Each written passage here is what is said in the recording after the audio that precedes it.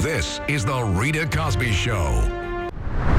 Let's go to Alice in Cincinnati on line 1. Go ahead, Alice. Your thoughts. Hi, Rita. When you think of Joe Biden, you turn into something you never thought you would be. I'm not an apologist for him, but he has the mentality of a houseplant. But he does have moments when he's lucid. But the problem is houseplants are kind of nice. They sit around, they grow. This one's not growing, and our economy ain't growing under him either, Alice. No, he knows what's being fed to him in an earpiece or a teleprompter. But I think he has traded. I don't think he's ever been a good person. If he's ever named Man of the Year, it's for the wrong reasons. Father of the Year, for the wrong reasons. His son's a crackhead. The money he gained probably wasn't gained for the right reasons. The man's a liar. When you see him ranting and raving, it's pathetic. And now he's going to go to Saudi Arabia, hat in hand, and these are the people while he was campaigning, and that he said he's going to turn them into pariahs, and he's going to ask for oil. And you know what's amazing, Alice? You hit it on the head. He's going to go over there and ask for oil. And for some reason, does it make any sense to anybody when we're all in the same climate, we're all in the same world, that if the goal is less, dirty oil, dirty drilling, all these things that, the green movement is pushing, if that's the deal, it's so much dirtier in Saudi Arabia. So getting it from somewhere else, and then he could say, well, I cut back in America, as if that doesn't pollute the world. It's coming from somewhere else, and it's coming from a place that's dirtier. Yeah, you know what I'm saying? It just defies logic, and it's all for politics. And it would be funny if it wasn't so tragic. And if you look at the numbers today, I mean, you see the fact that we've had the biggest hike, it's been almost 30 years. We have the highest inflation rate in almost 40 years. I mean, these are stunning crisis numbers.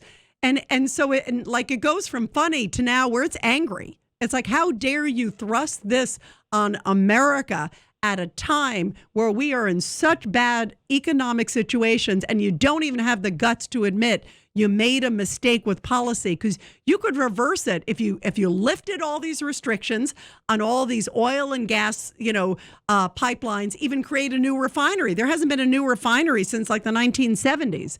There are so many permits and so many of these hoops that they have to go through. All these environmental groups are like suing anytime any of these oil companies are trying to do anything because they don't want it and the administration doesn't want it. So the climate is so anti-oil that who the heck would ever want to be in the oil business when it's so oil unfriendly right now, Alice? They're making it impossible to even start up an oil business or whatever. They've canceled all these contracts. It will take probably a couple of years, from what I've read, for them to just get it started again. Did you hear Jennifer Granholm's speech last week about how we have to get used to the new normal, whatever, and with a smile on her face, a very calm, gentle voice. Yeah. It looks like something out of 1984 or Brave New World. Remember that? Yes. They had this calm voice telling you, you will like this. Wow, Alice, that's actually a really good analogy. Alice, thank you very much. And you're right. And she also came out just recently and said, you know what? Oh, it could be worse. She was just asked, I think it was on Joe Scarborough's show this morning. She also was asked, hey, what do you think? This is really bad. Again, you got Morning Joe, who's not exactly, a Trumper in any shape or form. He's the exact opposite. He hates Trump. And he's come out and said, God, these are bad. She goes, oh, it could be a lot worse. It's like, are you kidding me? Like, how unsympathetic, how out of touch, and how arrogant. And just like you said, it's that kind of calm voice, kind of laughing like Kamala Harris laughs, that kind of like cackle. She's got like a half cackle, it's like a half cack, I would call it, right? And so you're like, it's like, are you kidding me? Do you understand what America is going through? Alice, thank you very much. Let's go to Pete, line 6. Pete, go ahead. What do you think of all the, the mirage of Biden? Oh, it's nauseating. I turned the TV off. I mean, right now, I'm on the radio listening to every show that he's had on since 10 o'clock this morning. I mean, But Pete, wait, Pete. But Pete, this is the best show, right? You may have listened to a whole bunch more, but this is by far the best show, right? Oh, Rita, I have to say it is the best show, and I tell everybody it is the best show, even all the people. And I'm glad to see Frankie Russo back on a podcast.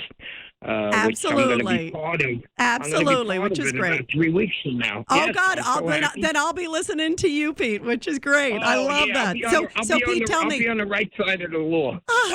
You always are, my friend. So tell me, what do you think about what's happening with Biden right now, and how disingenuous is it that his policies have created this? The policies, the oil, the gas. And today I went for gas. I ended up grabbing the hose and I was lifting it up to try to get more in the tank, and everybody's looking at me like, what are you doing? I know my imagination is started spilling, but there's nothing really in those hoses. But it made me feel better, like I was getting a little more for my buck. Yeah, and isn't that scary that a lot of people right now are just trying to squeeze what they can do? I mean, I saw a story. This is amazing, Pete, today, of somebody, and it was on one of the TV networks. I think it might have been on NBC. And they basically said that this woman, she was a nurse, and she said to make ends meet, she's selling her blood plasma for $600 a month. She's going and pushing it as far as she can get it health-wise to be able to sell X amount. Can you imagine how desperate we are? This is like somebody in middle America who is literally selling her plasma for $600 a month to be able to feed her kids and pay for the groceries, because she was tight on cash, just making ends meet before this.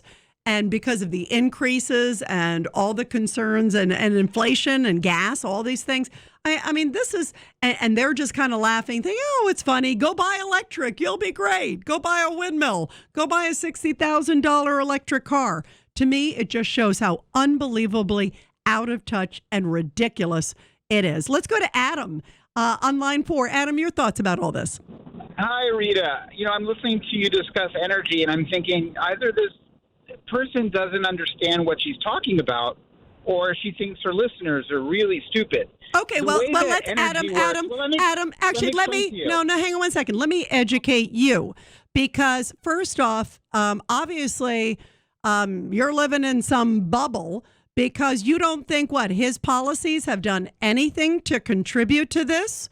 I mean, you listen to every oil executive, and you listen to even Democrats now who are coming out and going, he seems really out of touch. Even some Democrats have said, you got to start drilling. But he's not doing that, Adam. So this is not a political. This is just a factual. But you seem to know better than every economist and everybody else. But go ahead, Adam. Enlighten us. So you can pump oil. America can pump as much oil as it wants. It's crude oil that we pump. We send that oil over to other countries to become refined. I travel for work, and I've been in 3 continents in the past 3 months or so. Every single country is facing the same inflationary numbers of oil, gas that we are experiencing here. It has nothing to do with us pumping oil here.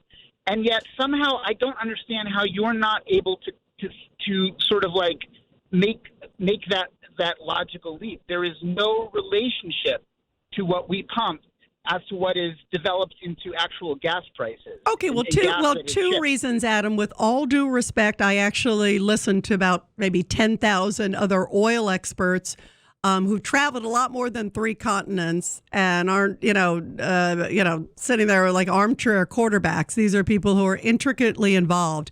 And also, these are Democrats, too. They're Democrats. Everybody has said it has clearly, definitely affected it.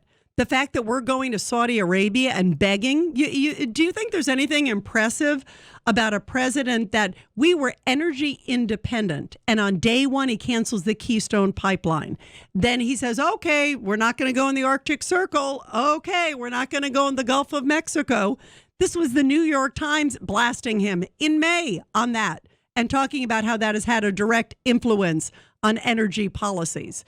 So, good luck with your 3 continents. You still have a couple more to go through, and good luck with your economic policies too, Adam. But I do appreciate the call very, very much. Let's go to more calls after the break, everybody. It's 1-800-848-9222.